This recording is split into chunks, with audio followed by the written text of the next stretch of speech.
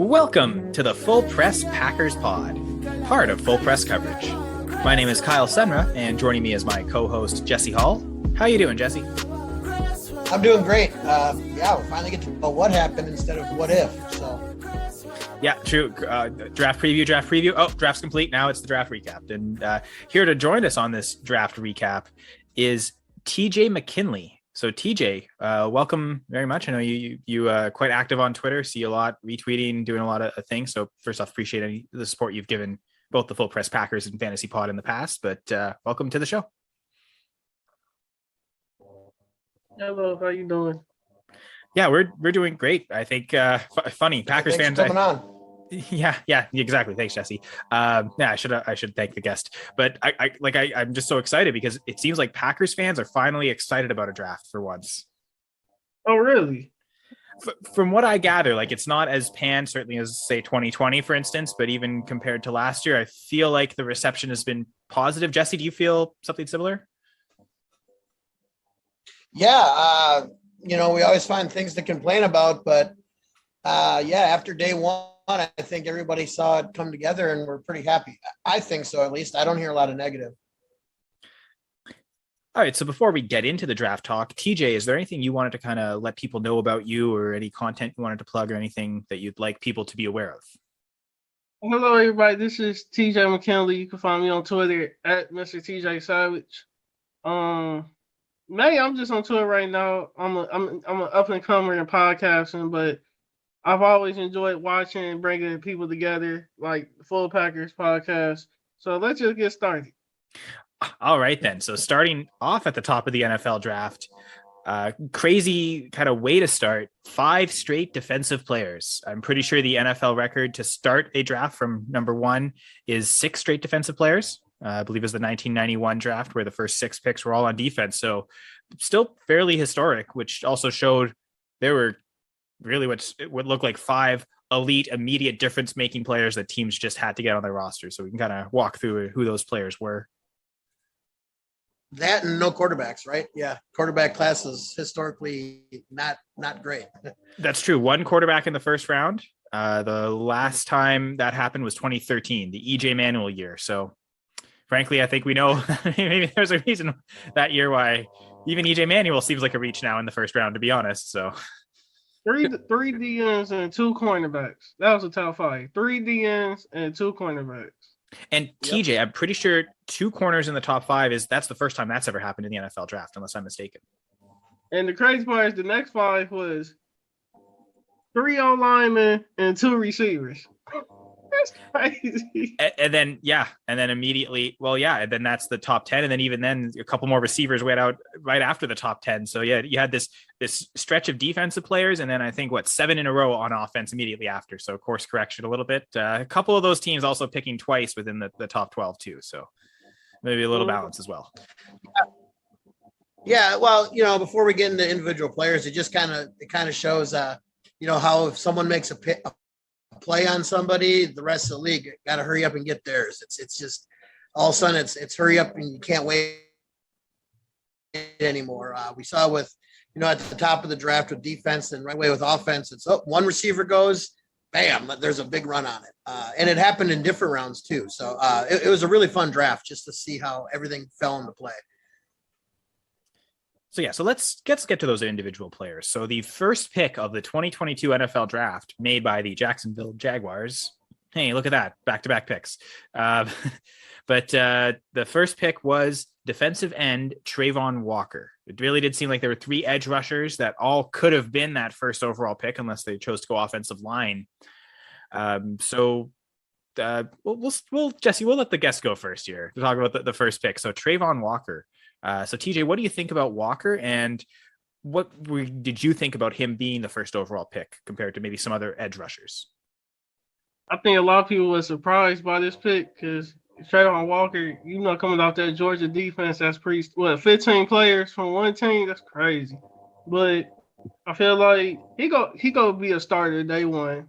He a good pass rusher. He's smooth edge. I think the Jaguars, everybody's looking to get them an O lineman around Trevor Lawrence, like an Evan Neal or somebody like that. But I think they trying to be an overall good team, especially coming off that bad season. They have Urban Meyer, all that. But yeah, I think that's a good pick, Trayvon Walker. It was shock. I hope I'm saying his name right. It was a shocking pick, but that's good for them. What you think, Jesse? Yeah, he was my favorite guy in the draft. He can thank Rashawn Gary because it's all upside with him, right? Like this guy is crazy athlete. You just look at everything. He moves like a guy that's like 190 pounds. He wasn't asked to rush the pass, the quarterback all the time in college, but he can do it. He can do everything. Sky's the limit. He's going to be a great pro. Good pick. I thought he was a top three guy, and Jags are going with, I think, with the most upside, where you're safer pick with the guys after him. He's got the most upside for sure. It does seem like there wasn't really much talk of Trayvon as the number 1 overall pick until the combine happened. And then, and I believe he has a perfect 10 as a relative athletic score. I know I think there were like 7 or no, I think there were only 3 people in this class who had a 10, and 2 of them went in the top 12. Where'd that other defensive tackle go? Top 13, right? So like you those elite athletes, like there was a premium put on them, and clearly the Jags thought that as well. Yep. Jesse, it seems like that safer pick maybe that you're referring to is Aiden Hutchinson, who went second to, unfortunately, a division rival, the Detroit Lions. So like I guess that was maybe the expected first overall pick for a lot of people, right? TJ, you were saying Trayvon Walker was a surprise. So Hutchinson seemed to be the one a lot of people were pegging, especially early in the draft process. For everybody though, I'm a Browns fan, so I feel the Detroit pain. But we on Packers podcast. We talk about that. Well, yeah. So we on Aiden Hutchinson now. Detroit Lions. Yeah, sure. Okay. Let's see. And is he from there? Yep. He's from Michigan. Yes. Hey, yeah. Okay. So they got them a whole time, but he gonna do good. He was projected to go number 1 actually, but I feel like this good for them. Let's see. He need to get his They said he need to get his speed up a little bit. He said he kind of slow. He not consistent on speed off the ball, but it's a hometown boy. I just hope Detroit don't fall into he hometown, he gonna be great. No, please do not fall into that. No, he not go. I hope he be like, what's it, Sue they had a few years ago? How you say his name? Yeah, Ndamukong Suh. Yeah. Yeah.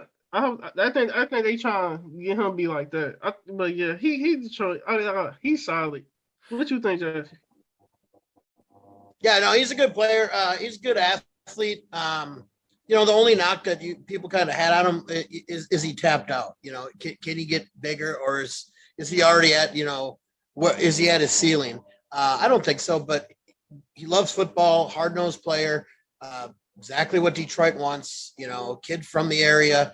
It's a good pick. It's the obvious pick. It was going to be either one of these guys, so I don't think they have any problem with him falling to him. Yeah, and I just looked up. So not only did he play at Michigan, but he also is born in Michigan, Plymouth, Michigan, to be honest. So yeah, you're right, hometown boy, TJ, like you're saying.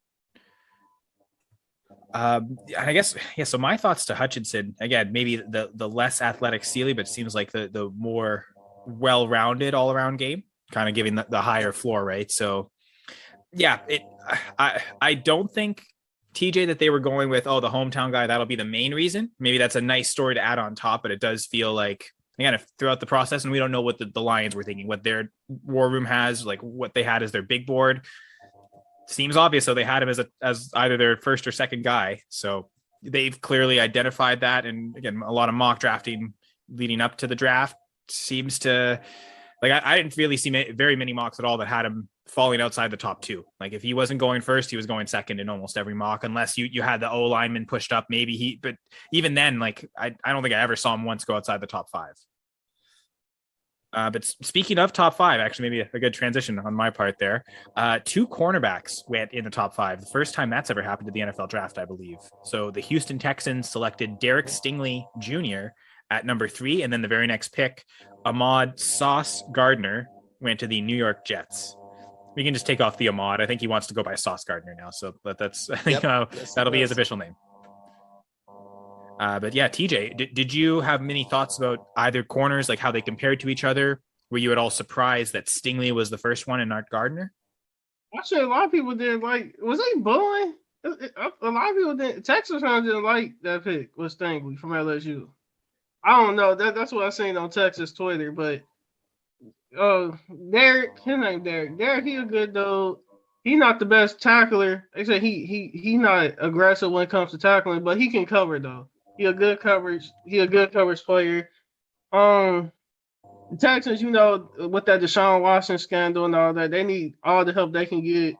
They got some draft picks they picked up, but with this Stingley, I think that's a good start for him. I hope that's a good start for him, but they need all the help they can get. Stingley, he just need to get his tackling up. The next draft pick, who's it? The Jets. Gardner to the Jets. Yeah, Cincinnati, Ohio. Yeah. I ain't watched too much Cincinnati games. I'm an Ohio State boy, but he gonna be solid. I'm putting for him just because he Ohio. But Jesse, what you think? Yeah, so with Stingley, like you look at his freshman year, true freshman year. I mean, you just look at that tape. This is the best corner in football in 2019. And then he hasn't been healthy, like you said with the tackling. A lot of it I think was health. Didn't want to get physical, but I mean the traits are there. So I thought he went high just because it's been 2 years since we saw that same player. But again, a lot of it's, hey, you're going on high ceiling with these guys. He's a top 5 pick based on athletic traits. But the last couple of years, I would have thought he was closer to a little bit. So I'm not going to call it a reach. They're just obviously his medicals must have checked out for him, but high character player, really good football player. I actually thought Sauce Gardner is the better pro right now for just because he's been healthy. He's never given up a touchdown in his career. That's insane. I mean, I don't care who you are, cornerbacks. Sometimes you just get beat, right? Sauce Gardner has never given up a touchdown. Long, rangy. Well, yeah, only played 2 games. No, 10, but in 2 seasons. Oh yeah. Well, even in college, I mean, he's never given up a touchdown. I mean, high school, he's never given up a touchdown. He's just got all the traits you want. He's long, he's tall, 6'3" corner, but he's got really good hips. And he's just got that dog mentality. So I think he's the guy that you plug in right now, put him on his island, let him do his thing. He's just got that great mentality. So that was a good pick. I thought the Jets actually had the better pick here out of the 2 guys. And again, looking at a lot of mock drafts, I didn't see Stingley ahead of Gardner very often. I also didn't see Stingley very much in the top 10. Whereas it seemed like Gardner to the Jets was predicted fairly often. That seems like one of the least shocking picks of the entire draft. Outside of when you find out Hutchinson goes to 2, that seemed obvious that the Lions were going to take him. But like a lot of mock drafts, a lot of people kind of identified the Jets' interest in Gardner. So him going at 4 was not a surprise. But yeah, I would imagine, Stingley seemed to be the bigger surprise going in the top 5 and going as the first corner off the board. But obviously the Texans see something. I do wonder. So TJ, you're mentioning Gardner played 10 games in 2 seasons. So I wonder if there's Stingley played 10 games. Oh, okay. My mistake. So I was going to say, I wonder if there's injury concern with Gardner, just like Stingley, but it seems like it's not the case. So again, bit of a surprise there, but probably again, the most surprising thing was that it was 5. Yeah. I mean, both super talented again, and going like with the first 2 picks, these guys are super elite athletes. So, sometimes like with Stingley, they're going off that early tape, but hey, what can we get out of this guy? Because he's got all the tools. So a lot of it's just projection. So last guy in the top 5 was Kayvon Thibodeau, edge rusher from Oregon. And it seems like there was, I know I did a mock draft for Full Press coverage a while back. I think it was mid-March, I guess. And I had Thibodeau going second to the Lions. So it seemed like the 3 edge rushers that went in the top 5 were kind of viewed as the premier 3 edge rushers in the class. And like, it wouldn't have been, if Thibodeau went first overall to the Jags, it would have probably been surprising, but it wouldn't have been, oh, that's completely bad pick. That's unusual. I think everyone kind of knew this was a tier of 3 edge rushers. And it just seems like Thibodeau happened to be the one that fell, quote unquote, fell to number 5. So TJ, what did you think about Thibodeau? Did you think he had any like serious contention for the first overall pick? I'm not sure if that's a word, but it is now. Let's see. Thibodeau, he's 6'4", 255, as I'm seeing. DN, he could also play a little bit outside. A good pass rusher. Actually, the only thing he need work on is staying consistent later, like third or fourth quarter later in the games. I guess the scouting report says he get tired, but he a good. The Jets run a hybrid defense, so this would be good for them. He gonna come in. They say he gonna come in. He should start because Jets. Yeah, I'm just glad the Jets y'all made a good pick finally. I'm not even Jet. I'm not. I mean Giants. I'm not a Giant fan. I'm saying this because y'all have a bad history of picking, but this still, but y'all in a good direction. Jesse, what you think? Yeah, so I'm not as high on him. I don't. So this is a boomer bust player for me. When he's on, it's like, okay, this guy's going to change the game. He's going to be unreal. And then he disappears. Some question his football heart and everything. That's big for me. Like, if you're getting questioned, and then if he went to the combine and he said he's healthy, but he didn't do a lot of the activities. And even Richard Seymour is like, oh man, I thought he was going to do everything. He told me he was going to do it and he didn't do it. I think the sky's the limit, like I said, but oh man, I don't know. I thought this was a little bit of a reach for me, but as far as athletically, he's as gifted as they come. Well, major disagreement. Jesse says it was a reach, and I say it was a steal at 5. So who knows? I guess we'll find out. But personally, like compared to Walker, for instance, I think he's a better pure pass rusher. Like he's got the variety of pass rush moves. Like where you were saying, Walker's the great athlete, but he needs to kind of refine the actual pass rushing. I think Thibodeau's got that, but maybe not the athletic ceiling of Walker. Right. No, and I agree. Yeah, is pure speed pass rusher off the edge. Yeah, the dude's awesome. It's just so natural and fluid with it. Speed game. I think the power game is going to have to take some time. But yeah, that's the Giants are going to try to bring pressure. They drafted Oswari last year from Georgia, so they got their speed guys on the edge. So, hey, they might have 2 real nice bookends there. Yeah, but like Jesse said, we agree on he need to be consistent. But they said in Sky reported later on in the game, right. He's like he slowed down a little. So, yep. I didn't even know Richard Seymour said that. Where you see that? Yeah, at the combine. Oh, okay. When he was talking at the combine, because I guess there's family ties somewhere in there. So. Okay. I do wonder, maybe Thibodeau had the intention to run and then didn't, and then changed his mind. Right. So I would not say he's necessarily lying to Richard Seymour, but. Oh, right. Yeah. But I also don't really care who lies to Richard Seymour. Not that I have anything wrong with Richard Seymour, but people are going to tell the truth. People are going to lie. And we got to just discern the best information we can. But hopefully we give you our honest truth here on the Full Press Packers pod. But the truth is, after those 5 defensive players completely flipped around and teams went full offense, and the Giants and Jets both had 2 top 10 picks, 2 in the top 5, and then in the back half, the Giants went 5 and 7, the Jets 4 and 10. So going defense first and then offense second, I suppose makes sense to keep a balanced rostered format. But yeah, so we got 3 offensive tackles off the board. So it's basically outside of the 2 corners that went top 5, the top 7 picks are all either edge rush or edge protection. Right, Jesse, we talked about that, I guess last week or 2 weeks ago. That's the importance, right? Those 2 positions outside of quarterback, that protecting your quarterback and getting after the opponent's quarterback. Those are the 2 most important aspects to football. And this draft really showed it. That's where teams kind of went, and these elite athletes at those in the trenches, they went and got. Carolina took Ikem Ekwonu at number 6. The New York Giants then went Evan Neal from Alabama, number 7. And then Seattle Seahawks with the number 9th pick that they got, trading Russell Wilson, they took Charles Cross, another offensive tackle. The one quick thing I will say about Neal and really Ekwonu as well, it seemed like there was hype, especially for Neal, to be the first overall pick. Like we were talking about, TJ, you mentioned it. Okay, do the Jags go and add Evan Neal to that offensive line to protect Lawrence? So I would say it seems like the Giants, again, I think Thibodeau is not necessarily a steal, but I feel like he fell at 5, and then I think Neal really fell at 7. So like you were saying, TJ, kudos to the Giants. It looks like they took the 2 best players available at 2 positions that are incredibly important and 2 positions they needed. So I thought the Giants with their 2 picks did really well. But then, unfortunately for us Packers fans, we were talking, okay, who are the top 5 receivers going to fall to the Packers? Was not the case. It started in the top 10. Drake London went to the Atlanta Falcons as the first wide receiver off the board. And I saw that. Yeah. That was it was tough to know who was going to be the first receiver taken. It seemed like that was really close, and they all kind of went really close. So London went at 8, Charles Cross at 9, and then 3 other receivers, 3 in a row. Garrett Wilson to the Jets, and then 2 trade ups. The New Orleans Saints traded up to 11 with Washington to draft Chris Olave.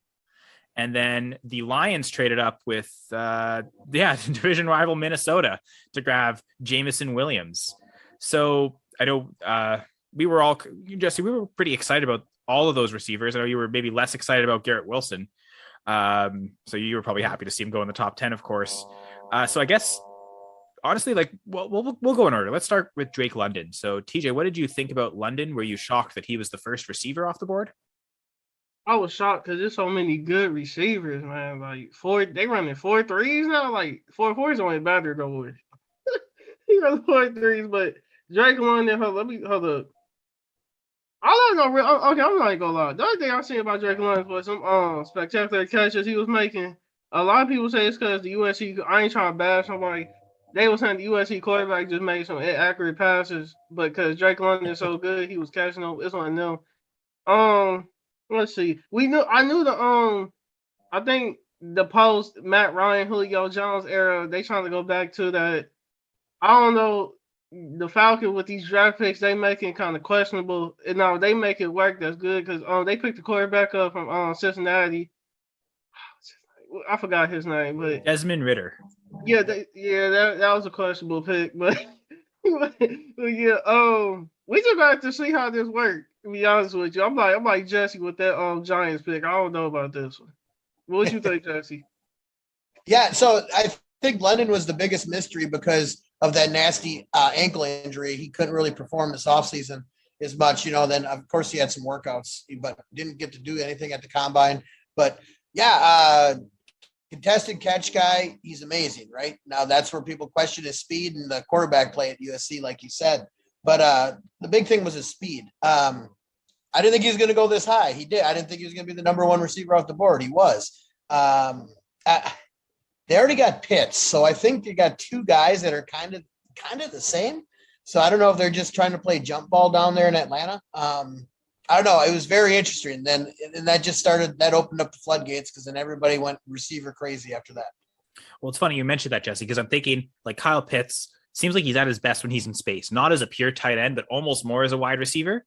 Drake London probably plays the slot better than he plays the outside, almost closer to the line of scrimmage. So do they end up playing Drake London, the wide receiver, as a tight end and Kyle Pitts, the tight end, as a wide receiver just to confuse opponents? Like, I wonder if that's maybe the strategy there too.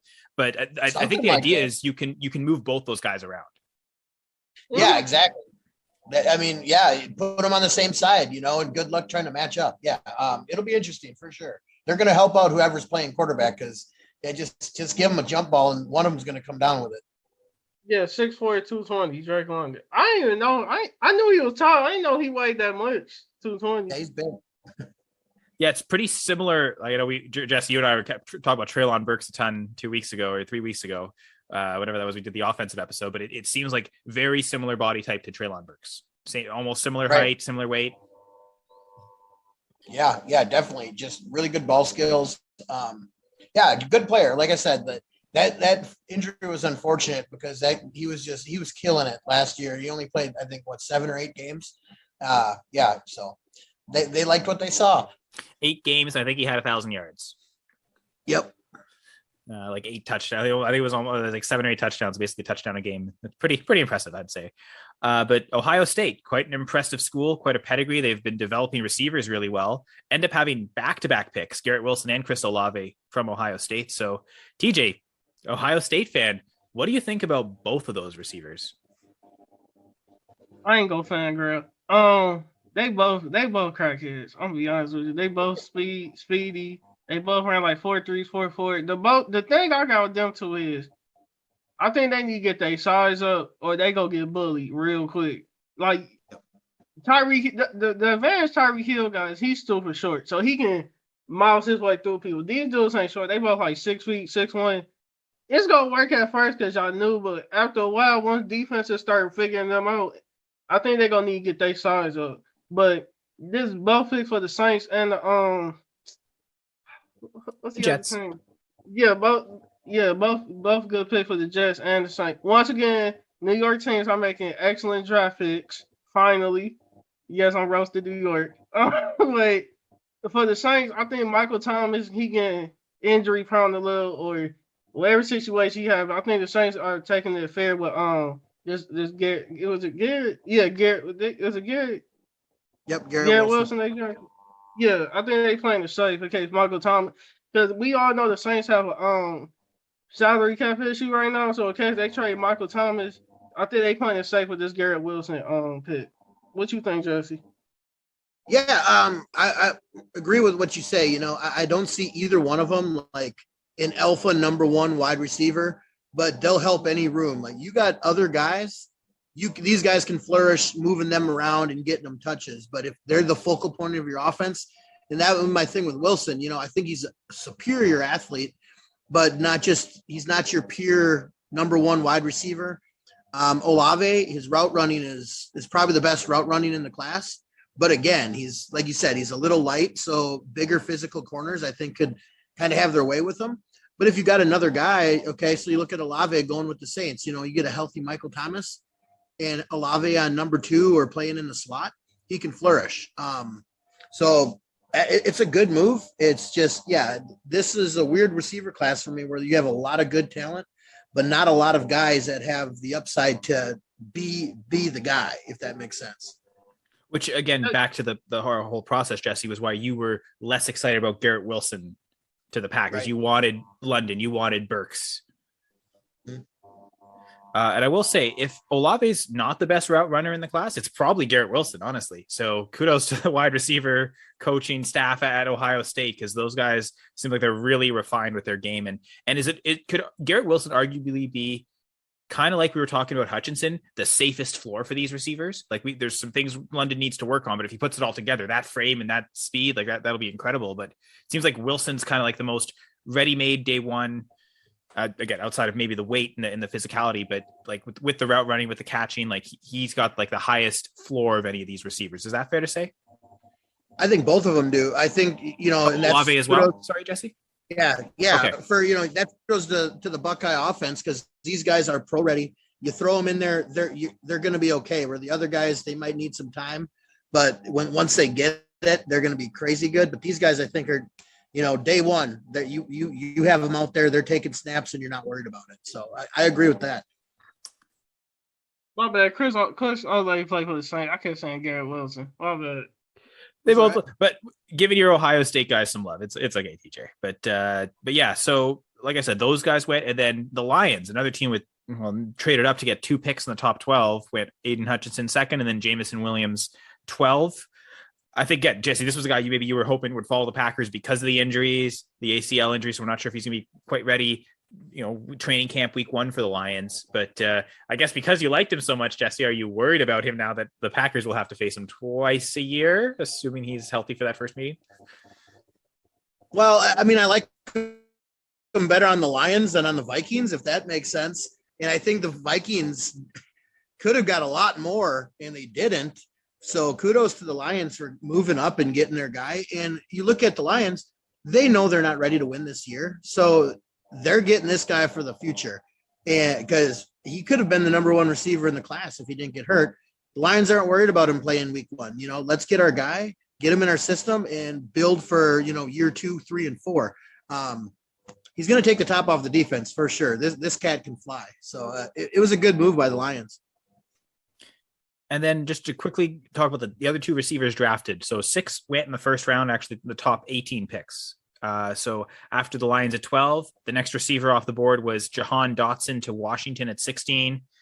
Probably the most surprising receiver. Like, I don't think totally shocking for him to go in the first round, but to be, I guess, technically not the top half. Yeah, I guess he ends the top half of the first round. And to go ahead of Burks, that seems surprising for me. Am I missing something about Dotson that where this is actually a really smart pick for Washington? He a second option to me. I don't see him coming in being no first. I'm gonna be honest. I see him coming in as a good slot though, who you may need him when everybody else covered, though he a sneaky receiver. I ain't bashing nobody, but I don't see him being no top 15, 20 receiver. That's just me. Like even with the weight concerns of Olave and Wilson, you can see the path for them more easily than Dotson. Yeah, they get their size up and they don't get injured, because anybody can get injured in the league. But Dotson, he just want, like, I did a few mock drafts about him. It was like he just one of them like second or third options. Like, he don't fit. Well, what you think, Jesse? That's all I'm gonna say. I'm with you, man. So this was a reach to me, especially look how they're built. They have Scary Terry over there. And then they brought in Samuel, who was injured. And now you're bringing in a guy that brings no other skill set that those guys. It's kind of three of the same kind of styles. You know what I mean? So that's like, yeah, it's a third option. And unless they're really not thinking they're going to keep McLaurin around, I don't like the pick. I don't get the pick. I think he would have been there a little bit later. I like the player. Don't get me wrong. I think he's a good player. Bottom end, right around 30, 35, I think was where he was slotted. But just too early for me. But he's got a dog mentality. He's a lot tougher than his size. But again, it's the NFL. Everybody's tough. So this was a reach in my opinion. So what Washington should have done is, I wonder if they had just stayed at 11, would they have taken Dotson right there at 11 and really just shocked the world? Maybe they knew better. Okay, that'll be a reach here. We'll move down 5 spots and take him. It'll be less of a reach. What they should have done was traded that pick again to the Tennessee Titans to get AJ Brown, because that's exactly what the Titans did with Philadelphia.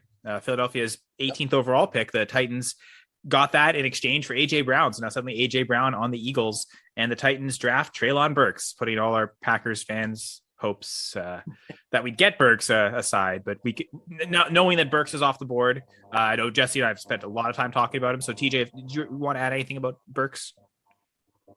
No, never real. I just know, back to the Eagles stuff you were saying, they picked up a lot of.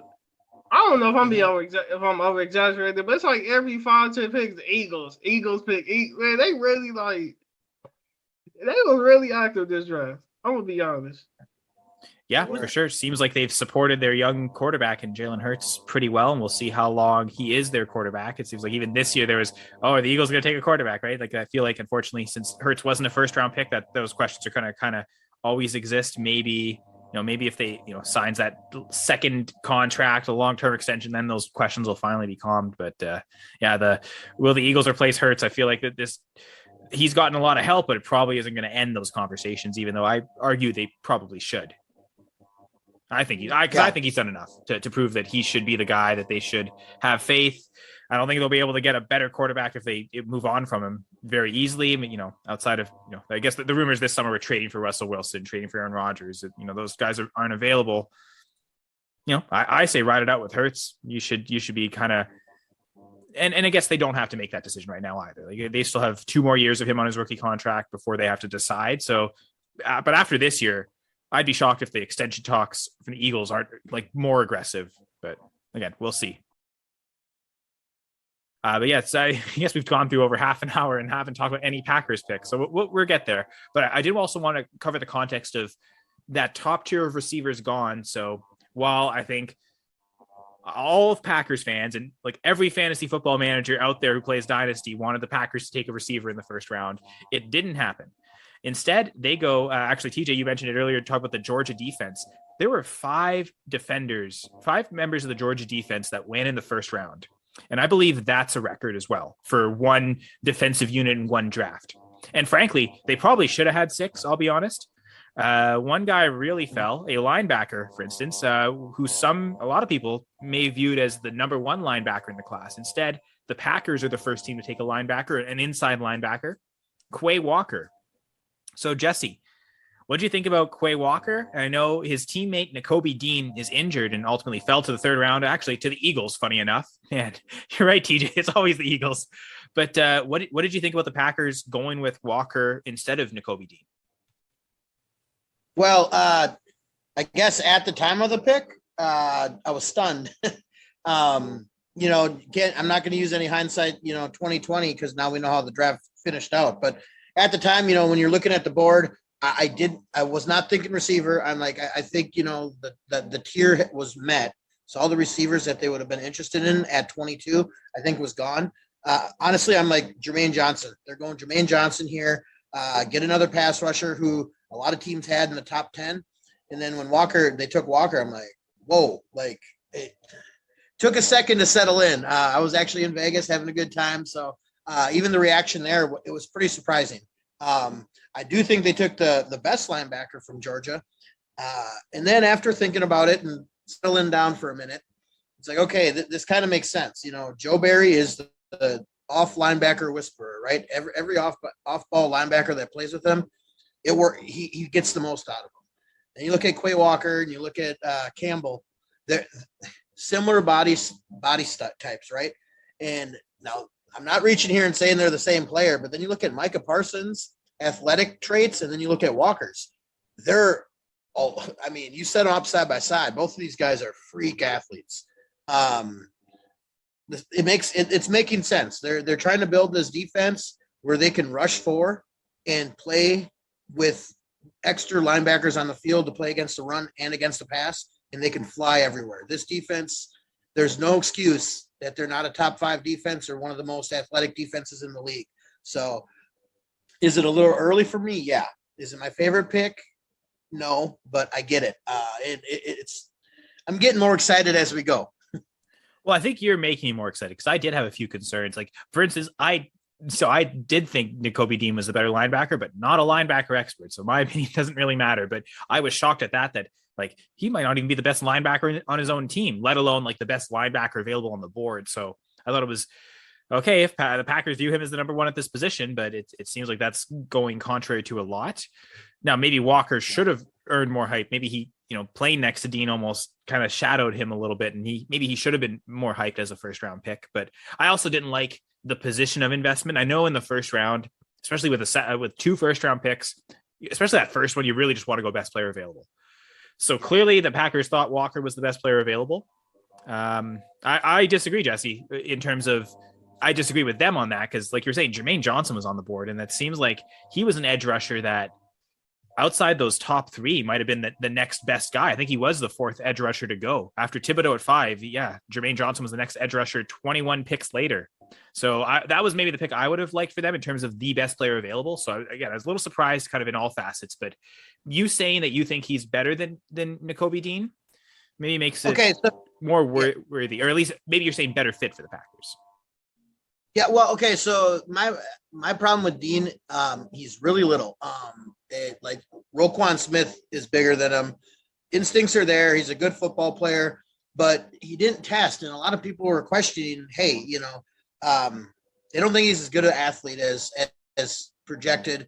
Then again, playing behind that Georgia defense, that can kind of hide some of your inequalities as an athlete. But then you get a guy like Walker who goes and tests, and he's jump off the boards, awesome athlete, but his instincts aren't what Dean's are. I don't know if you can teach that, but if anybody can, Joe Barry can. So Joe Barry must have been pounding the table because they were like gushing over this player. So I'm trusting the Packers coaching staff over what I think for sure here. To be fair, like again, trusting them with Eric Stokes and Darnell Savage, right? They've identified these first round players that people didn't view as first rounders coming in, and it turned out like those have been the right decisions. They've been like day 1 starters since they've been healthy and ready to go, and yep, they've excelled at times. And even when they're at their worst, they still look like they belong in the NFL. Right? There's bad plays every so often, but those bad plays are also pretty rare. So Savage and Stokes were kind of viewed as surprising first round picks, and maybe the same thing with Walker, but we've also had the results with those other 2. So kind of hoping the same. Now, not a defensive back, but still. And I just, so the second Georgia player they took was Devontae Wyatt, a defensive tackle. I'll be honest, I liked this pick better because I think he starts on the team day 1, whereas Walker would have to be amazing for him to usurp Chris Barnes. I mean, there's no way he's replacing first team All-Pro Devondre Campbell. Let's be real. So that was also the reason I don't necessarily love spending a first round pick on a depth piece, whereas Devontae Wyatt, I think coming in right away next to Kenny Clark changes that defensive line a little bit. So I liked the 28th overall pick more than the 22nd. TJ, I don't know if you had any different opinion. Are you closer to Jesse, really liking Walker, or more hesitant like I am? This should be good for y'all. I'm just wondering. I just hope the Packers don't get a Saints problem because y'all just gave Aaron Rodgers that, what is it, $200 million, $190 million guaranteed. So I just hope, and y'all just lost Devontae Adams. A lot of people expect y'all to pick a wide receiver with that first pick.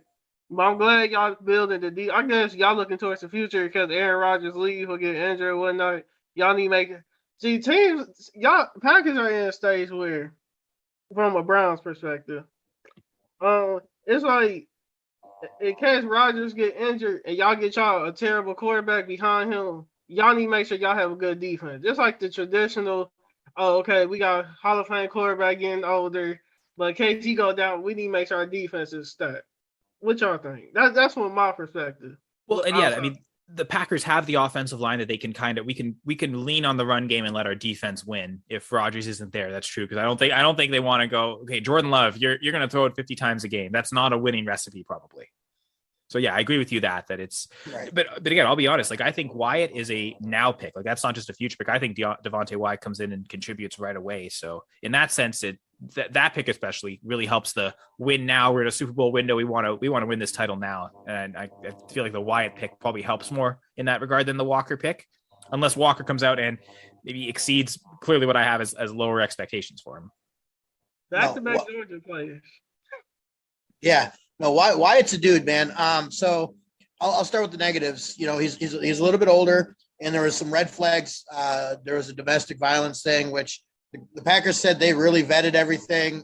He kicked down a door, is what it sounded like he did. Whatever. A lot of scouts were turned off by the person and not the player, because if we're talking about the player, a lot of scouts have him as the best D lineman in the class. Better than Jordan Davis, because Jordan Davis can only play like 15 snaps a game.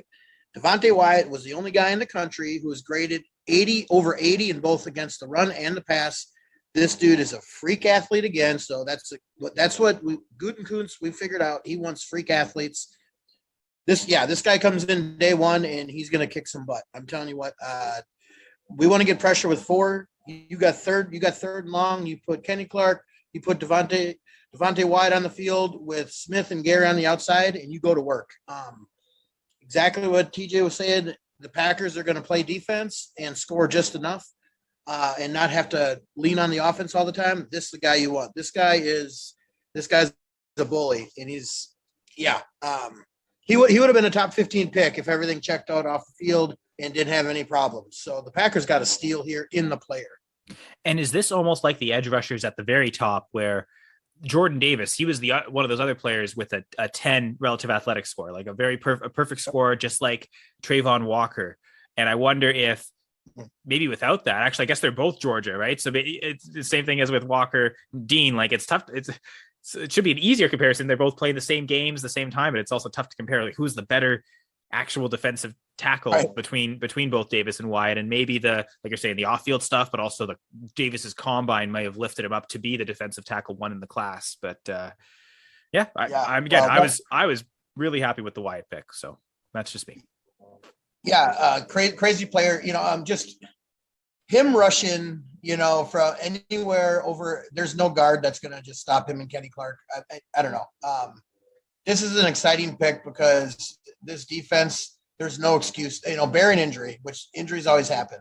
But if this team can stay healthy, there's no excuses. It's all the fearful stuff that you want to do and how the Giants beat the New England in the Super Bowl. They got pressure with 4, right? Well, now we have the dudes up front. And, Jerron Reed was brought in too because we said we want to get pressure inside. So you put these guys on a rotation and keep them fresh, and you just hunt quarterbacks. Go out there and hunt quarterbacks, and then keep our ultra athletic off-ball linebackers and Campbell and Walker behind you clean. And there's no excuses anymore. This defense needs to eat. And the Packers stopped making excuses for not having a receiver, and they actually passing on receiver to take Wyatt at 28. It kind of made it seem, oh boy, who are they going to get at? What pick did they have? Initially, they had the Raiders pick at 53. So 53 and 59. It was. Yep. Was there going to be a good receiver that fell to that range? Actually, a pretty good receiver went 54. So I think they might have been okay with that. But clearly, the Packers decided they had their eye on a particular someone, a great athlete. Again, Gutekunst has a type. They traded both of their second round picks. They traded the 53rd pick and the 59th pick. I don't believe there was anything else. It was just take those 2 late first, move them into early first, right? I don't think there was any late swaps or anything. Nope, that just straight up those 3 picks. And they moved up to the 34th overall spot, so the second pick of the second round with what was originally the Lions pick, but then again, that was one of the picks they used to trade up for Jameson Williams. So it ended up with the Vikings. The Vikings apparently wanted to trade down with 2 division rivals in the same draft and took the Packers pick. In fact, they actually traded down their original pick. They traded down the 34th, and then they traded down the first of the 2 picks the Packers gave them. So apparently the Vikings just thought this draft was awful. They didn't want to take anyone. Let's just trade down and accumulate more value. But the Packers thought otherwise and drafted small school prospect Christian Watson. I remember this, Jesse, that one of your articles had talked about Watson. I remember because I put him as the feature article. I figured, he almost looks like a Packer in his North Dakota State uniform, so it'll be good as the featured image. But yeah, I know you were excited about him. I'm excited about the athleticism. Maybe we start with the negatives though on Christian Watson. What is the biggest concern with this small school prospect? I'll go first. Oh yeah, go ahead, DJ. I know because Jesse gonna go all in, so I'm gonna go first. 6. Let me see. All right, 6'4", 210, small school receiver in the North Dakota State. They just start hitting the map. Like I say, 4 or 5 years ago. They a run heavy team though, and I see a lot of Packer scouts. I just read he not gonna come in immediately and start, making big time numbers. But y'all always say y'all got a history of big receivers. Y'all like the Chargers, LA Chargers. They always get the big receivers, but a lot of people, the scouts, the Packer scouts, say they don't see him coming in. He gonna be a short cast person. No, the Aaron Rodgers like to throw the ball up. Everybody knows that. So, but yeah, we gonna see what he can do, receivers. But yeah, Jesse, what you think? You're right about they're a run first team. So yeah, like everybody's, why was his numbers that gaudy? Well, they didn't throw the ball. And when they did, he was their offense. Negatives. Okay. He's a little bit older and he's a small school guy, but there's your negatives, right? But that's what you do when you play at FCS schools. They stay, they don't go to the draft early. You stay there long-term. It's just that's why that program's so good. They're grown men already playing. Yeah, small school guy, but this was the pick. I think I'm just going to transition unless you want to do any negatives, Kyle. Well, raw would be when we talk about raw receivers, right? Like that's a term for, right. I think the route running might not be as refined, and that might come down to just the coaching, right? That the school, certain things like certain details with route running weren't as important as, okay, what are you doing blocking wise? What is so much importance on the run game that maybe some details with the wide receiver play are left unrefined at that school. So, needing to kind of make crisper routes, and it honestly a little bit like Treylon Burks, right? Because we were talking about that was the biggest knock on Burks was the route running. I remember saying for myself, it's the lack of any double moves. No, there's no subtlety to his route. He just runs the route and he's at the spot, and it's easy for defensive backs to get a read on it. So I don't know if it's quite to that extent of the predictability of the routes, but it seems like route running is probably where Watson needs to make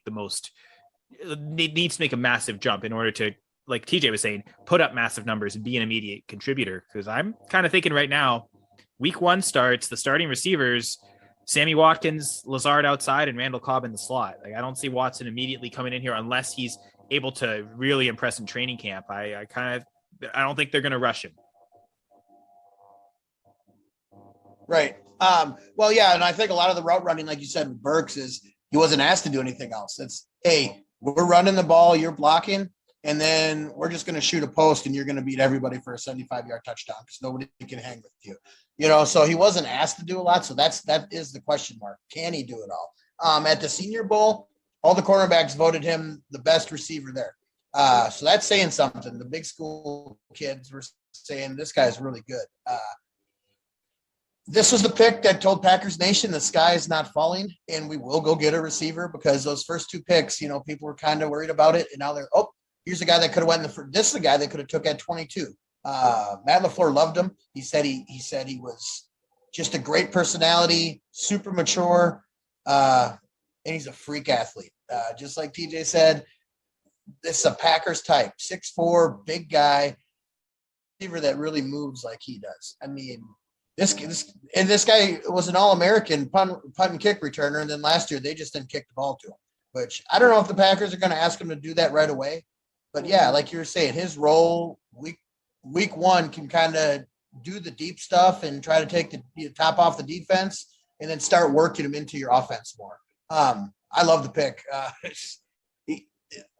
The sky's the limit. You got your athlete. Now you just gotta, he's a big ball of clay, mold him into what you want from him. But his movement skills at that size, it's AJ Greenish to me, like, cause he can just contort his body and do some crazy stuff. I'm not saying he's AJ Green, because that's high praise, but physically and athletically, this is going to be a fun pick. And I know, TJ, you were talking about like guys like Garrett Wilson, Chris Olave needing to put a bit more meat on the bone, get that weight number up. Watson, 6'4", but only 210, about 10 to 15 pounds lighter than guys like London and Burke. So you think he also has to kind of maybe also put a bit more weight on too? Not maybe to the same extent as Wilson, but still needing to beef up that frame a little? I just don't know this though. Usually when people come from small schools, they get more praises because, people think he one of those where for the Packers, I don't know, like, is he only gonna be there till Aaron Rodgers retire, or like he gonna be there for the next 6-7 years, or y'all gonna trade him? Like this pick right here, I was like, I don't know. I don't know with this receiver. It's one of them, like Jay said, with questionable. We just gonna see what happens. Yeah, I think in terms of, I was excited that they took a receiver there, that they traded up and got one, thinking that, okay, yeah, maybe they wouldn't get any of the guys in that tier if they waited until 53. Although, like I said, Sky Moore went 54th to the Chiefs. I think if the Packers had stayed at 53 and just taken more there, they would have been not quite the same size as Watson, but I think they would have been just as happy with Sky Moore. At least I would have been just as happy. I was also really liking George Pickens, and those guys both fell outside the top 50. So that was maybe one where the Packers didn't necessarily need to trade up as early because of how far those two guys fell. But they didn't know at the time what that was going to be like. Was there going to be a wide receiver run to kick off the second? They didn't want to get left out, so they played it safe in a sense and traded up. And speaking of trade up, I also made a mistake.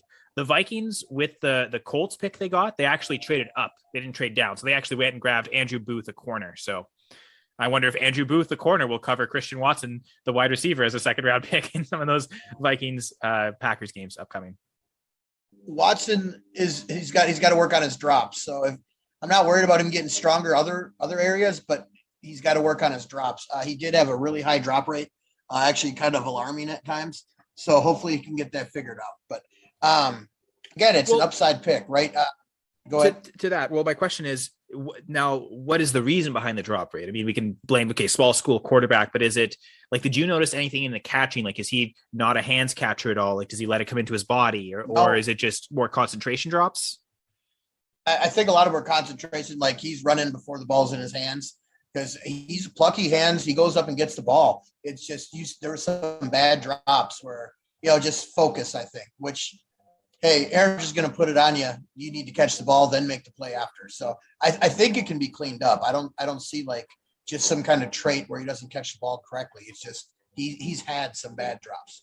So just consistency with the technique, knowing you always got to get the triangle with the hands, always get that going, and don't let eyes on the ball, right? Like, this is as simple. Right. The first thing they teach us that in every, I never played football, but I've heard eyes on the ball a lot in other sports, soccer, basketball, hockey, eyes on the puck.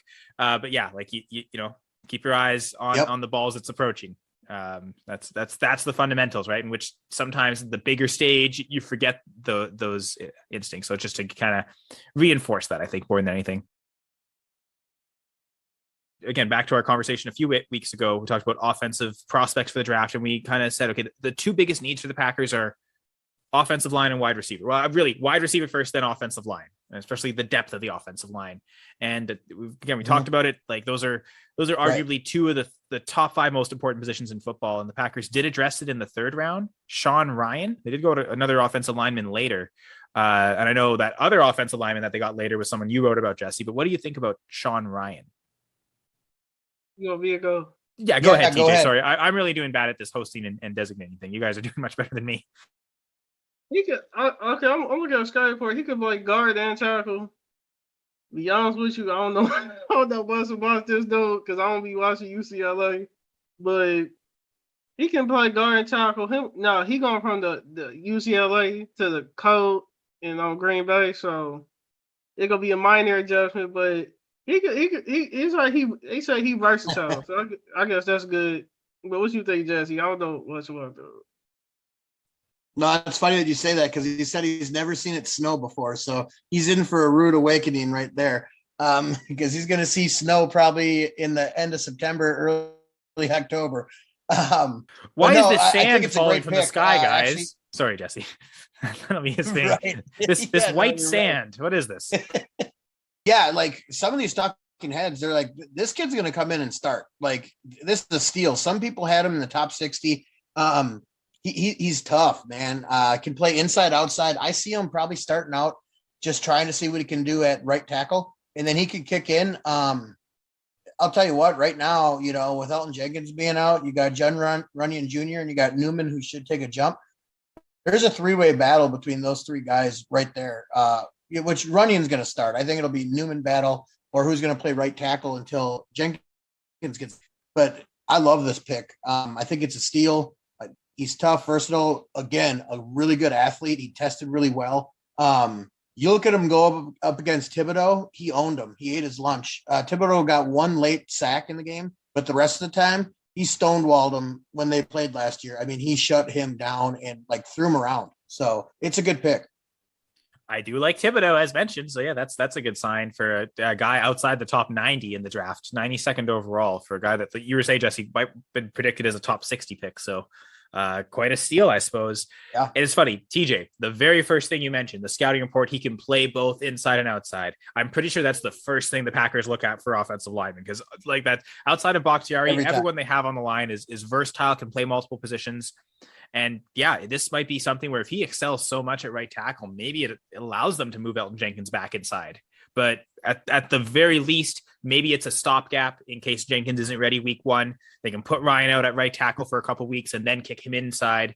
Maybe that can also help his guard play once he's played at tackle. Maybe it'll be a little easier to adjust to playing guard if he, in fact, can beat Royce Newman for that, what I would assume is the right guard spot. So, yeah, I think I would argue both the offensive linemen they have a chance to compete for starting jobs because they did take another O lineman in the fourth. Right. Well, I agree. Just Green Bay knows how to find O linemen, right? Like the third round, like jinx, I think Ryan can kind of fix that because our third round picks have not been good. But linemen after that, if Green Bay picks them, I'm pretty confident that one or two of them are going to turn out. So let's get to that fourth round now. And the Packers had the 132nd and the 140th pick. So 2 picks close. And what do? They've gone, addressed all these positions, but never doubled up on any of them. And suddenly they take another wide receiver and another offensive lineman in the fourth round. Again, maybe them realizing what our conclusions were, Jesse, that those were the 2 biggest needs entering the draft. And while they didn't spend a first round pick on either, they committed themselves to spend multiple resources in the draft on both of those positions. So starting with Romeo Doubs, wide receiver out of Nevada. Well, they knew it, So go ahead, TJ, if you want to talk about Doubs. It is Doubs, right? It's not Dubas, as I've mistakenly pronounced at times. No, Jesse, go ahead. Jesse was about to go all in. Go, Jesse. I think he said it's Dobes, but Dobes. I've heard both. Way back in September, like this kid, I thought was like a second round pick. Really good player. He's lanky. Just he's got that it factor. I could see him contribute right away because I think he's like more pro ready now. He might not have the ceiling of Watson, but the kid I think can come in as like your fourth guy, your fourth wide receiver and be a matchup problem for dime corners. Good size. He's fast, plucky hands again, big play stuff, and can play special teams too. So that's another thing with this draft, and especially while we get later, it looks like Green Bay is like finally addressing some of their special teams issues. So this is another pick. I was really high on this kid. He went later than I thought. Romeo, I seen he led the FBS and post routes. There's not much. Scouting player ain't got much on him, but it's like Jesse said, he gonna be a good overall player coming in. It's one of the Packers have this thing where they gonna get receivers from they gonna get like second, third receivers all teams and make them stars. Now I say y'all do that. I can. Yeah. There's not much to say on this receiver. The next pick y'all got, the Wake Forest. They said he gonna do best as a center. He has short arms for a tackle, but they say he could do excellent at center if he switch to that position. That he like 6'4", 305. So I guess that's like a center size for him, and he like the first receiver y'all got at UCLA. Both can come in contribute immediately. Packers have always drafted good online, so Packers making some good, but we gonna see how they do picks. But what you think? What you think about the guard? So Zach Tom from Wake Forest, like you were saying, I know Jesse. I remember you wrote your offensive line preview article for Fitz, and Zach Tom was in that article. So is there anything you want to just rehash from that article that you'd like our listeners to hear? Yeah, again, typical Packer pick, like TJ was saying, like we find guys that are versatile. Like this guy played left tackle a lot of football. This guy started like 37 games, 38 games, somewhere in there. And they're like, his best position might be center. So there's your versatility that Green Bay loves. Hey, this guy can move around. Good athlete. He tested great. I still think he can play a tackle. This is your swing tackle kind of guy. He's light. Like you said, I think he needs to get a little bigger, a little stronger. But honestly, just watching him play, I don't know how this kid is not a higher pick, how he fell to the fourth round. I just think his technique is awesome. And now Green Bay knows how to develop guys. Well, the technique's there. Get him bigger, get him stronger. I think they found a heck of a player. I really do. I love this pick. This guy's going to play some football. Probably not this year, bearing injuries, because we don't want to see injuries. But in 2 or 3 years, this guy might start. Fourth round offensive lineman for the Packers, right? Like that was David Bakhtiari was a fourth rounder, if I remember that correctly. Yep, nothing new, right? Yep, Green Bay and their fourth rounders. And again, back to Dobbs, special teams, right? Like he's not someone that may contribute on offense very much year one, but if he helps upgrade the special teams to like legit special teams players as opposed to Henry Black, Henry Black, but like if you can get those guys out there, even as a rookie, if he can, again, Rich Bisaccia, a great offensive or great special teams coordinator here. So if these guys do have those capacities to play, they also got the coach to kind of coach them up and get them prepared, even as rookies. Right. 100%. Leon Kingsley out of South Carolina. Yep. That's hey, perfect transition, TJ, because that's where we're going to. It's funny because almost every Packers pick were actually basically the 4 same positions: defensive line, linebacker, wide receiver, O-line. Like they didn't take any defensive backs, didn't take any running backs. So what do you pronunciation here? Kingsley, and apparently the Packers without Kingsley Kiki needed another Kingsley back on the defensive line, so that fills that gap. But Kingsley in Garbre. Like Kingsley. We just like I always want to Garbre, yeah. I always want to. I'm the Canadian me. I always want to roll the R's, but in Garbe, we'll say Kingsley in Garbe. So, like you said, South Carolina. TJ, what do you want to share about him? 6'4", 258, South Carolina. The Sky Report says he a good power rusher, but he lacks tackling. Like they said, he a poor tackler, and he said they need to get his speed. He can get past the line, but it's like once he get past the line, they say he get lost in the shuffle. He get to thinking too much. But if he hits you, he a strong hitter, but he has poor tackling. They say he need to get his tackling, get his tackling up. He got a big upper body. Basically, like I said, he a strong edge rusher, which Green Bay needs. But I think they need to develop his tackling a little bit more. He need to slim down just a little, and he'd be good. The next pick, hybrid, safety slash linebacker, Georgia Tech. It's like they got him coming in just for special teams. Like if they need him to play a hybrid linebacker for Green Bay, what's his name? Corey something out of Georgia Tech. Carpenter, Tariq Carpenter, something like that. Well, yeah, them the next two. Jesse, what you think about him? With Kingsley, I'm just going to call him JJ because that's what he goes by. Because I don't want to butcher the last name. But again, another guy that a lot of boards had as a day 2 pick. So I think what really hurt him is he put on some weight, maybe just bad advice, and he had a leg injury, so he probably shouldn't have tested because his numbers weren't great. But now, if you put his numbers next to a guy named Zadarius Smith and cut the hair, these guys are essentially kind of the same player coming into the league. Big power rushers that can move inside, rush from inside.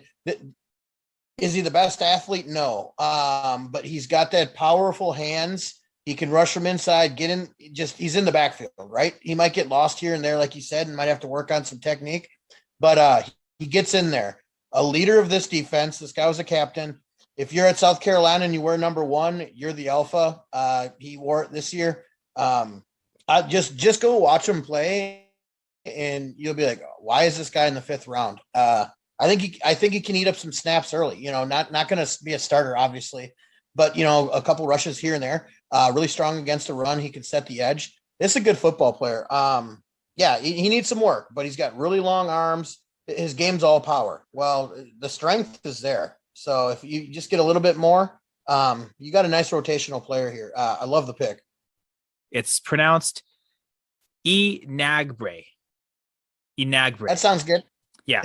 Kingsley Enagbre. I will say NFL.com is one of the best things for that. They actually do have it's not the phonetic alphabet, but the phonetic pronunciation of all the rookies coming in their draft profiles. That's one of the only sites I've noticed that actually does that. So shout out to NFL.com, which is usually not that great of a website.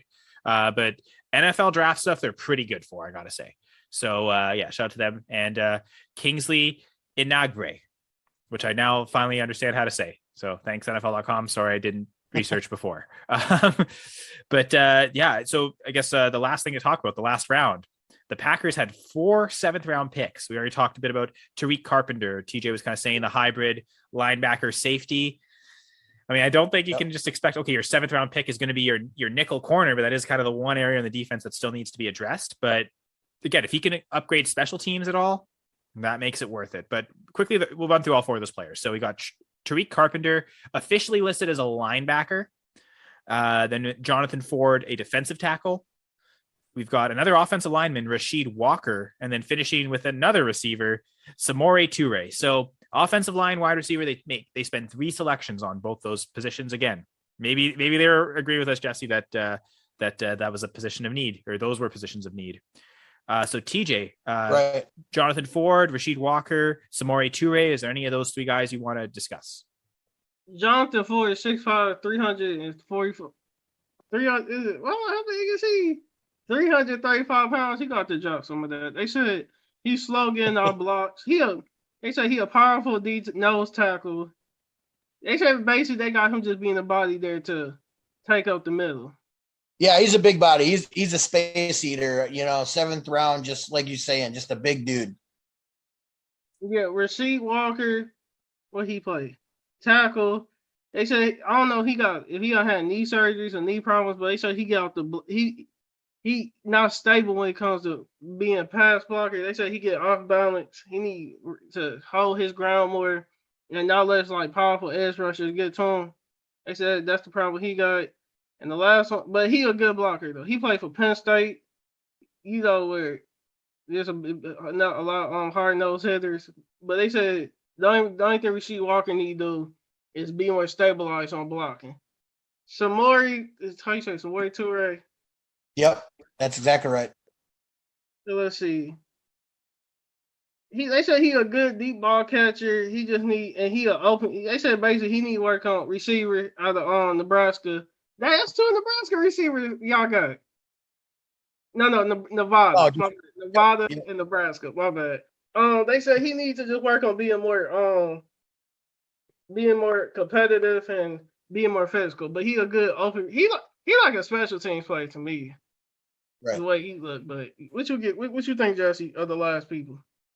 Yeah, I mean, it's the 7th round, so you're taking some flyers here. I think Carpenter was an interesting pick because that guy is going to stick just because of special teams help right away.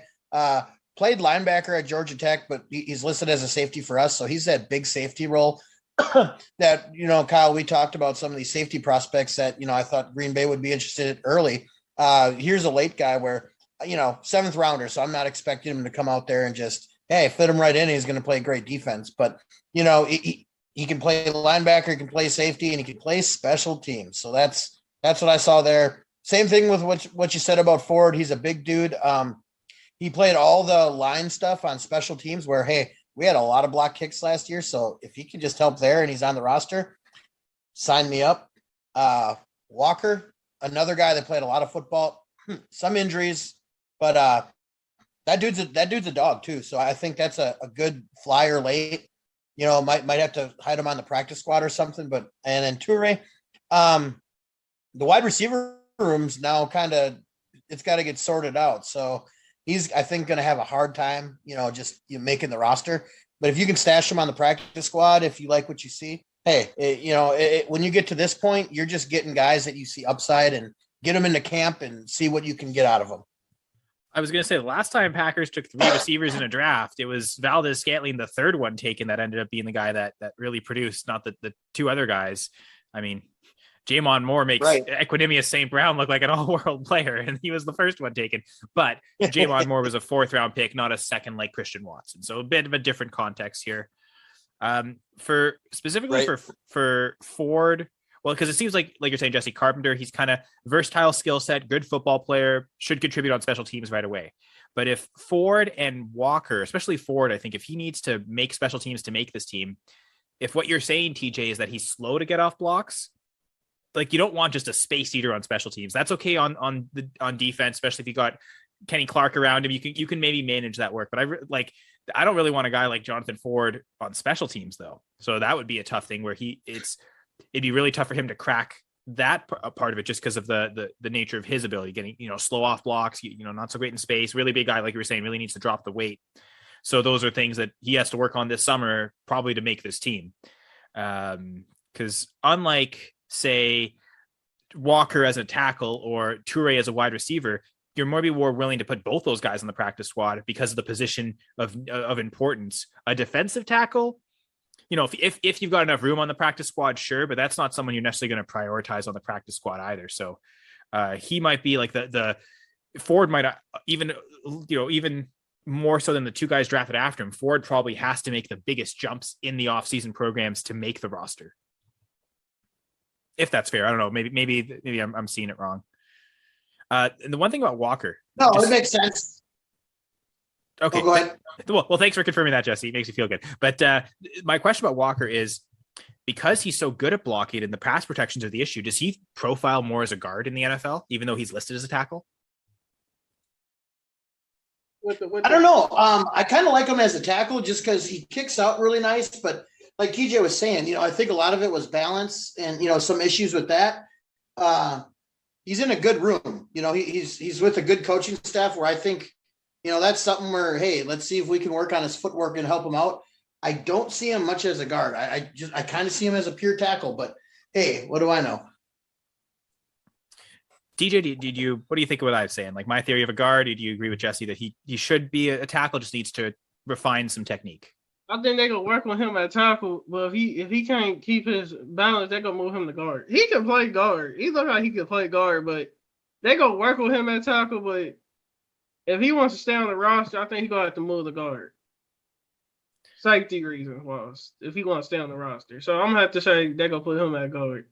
Because I'm wondering about, okay, so lack of balance, is there something about his technique? Like, is his stance not wide enough, or is it just the physicality to where, if he's having trouble staying balanced in college, I'd imagine it only gets worse in the NFL against NFL pass rushers. No, the thing is, it's like he rushed towards the dude. Like, how you gotta let them come to you. He one of the people, he goes towards them, but he get one of them like skilled edge rushers that can overpower him. I think that's what him being stable part comes in. He get out of place, but that's why I feel like he gonna be put at guard. But Jesse, what you think? No, I agree. I don't think it's an issue with power or anything. I think it's, a lot of it's technique where, he's reaching a little bit and getting away from his center of gravity. But as far as strength and aggression, he's got it.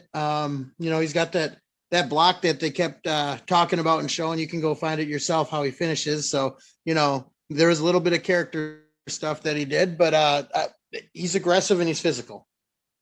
Okay. Cause again, part of me was thinking, okay, if the especially late in the 7th round, if you can just get a contributing offensive lineman that's even just a depth piece, regardless of if it's tackle or guard, you're probably happy with that from the Packers' perspective. But yeah, I think this is I don't know. I think this is really great insight on all these Packers picks. So were there anything that Jesse or TJ? We'll start with the guest again. TJ, is there anything you wanted to kind of say to finish this Packers draft talk? Hello, everybody. This is who gonna be listening. I hope it's a lot of people. This is TJ McKinley. You can find me on Twitter at Mr. TJ Savage. I am up and comer in podcasting. I was just glad that y'all had me on. Well, we were glad to have you on. Sorry, Jesse. I need to start saying. I'm a business economics major, and I'm a sophomore, about to be a junior. So anybody out there looking for an internship or who need an intern, just hit me up in the DMs at Mr. TJ Savage. And thanks for having me on. Of course. And I mean, having a name like Savage, like we've already got Darnell Savage on the Packers, so it's a natural fit. Yeah, good stuff. Sorry if I'm a little savage with the jokes. But I didn't think we were overly savage on these players. I thought it was fair analysis, talking about their strengths and weaknesses. I thought we did a really good job to objectively kind of analyze that. So as Jesse mentioned, we really appreciate you coming on, TJ. And of course, we, as always, appreciate the listeners who listen to us here. And you can follow us on Twitter at FPC_Packers. Also, your co-host individually, Jesse's at Hall_JHall1212. I'm at Senra Says. As always, download the Full Press Coverage app, available for free on Android and iOS stores. Gives you access to all of the great Full Press Coverage content, whether it's written articles, podcasts, or access to the Full Press Radio Network. And again, that's all for free on the Full Press Coverage app. So download today. Shout out to PA the Second, who's on Twitter at PA_II official. He lets us use the song For Your Body as our intro and outro music, which in a sense is really appropriate. We talked a lot about players' bodies today, height, weight, and things like that. So it's also just a great tune. I really appreciate PA for everything he does, and again, allowing us to have a really good intro, outro music to this podcast. So again, thank you, TJ. Really appreciate you stopping by. And Jesse, any final words for the listeners? Well, you know it. Go Pack, go.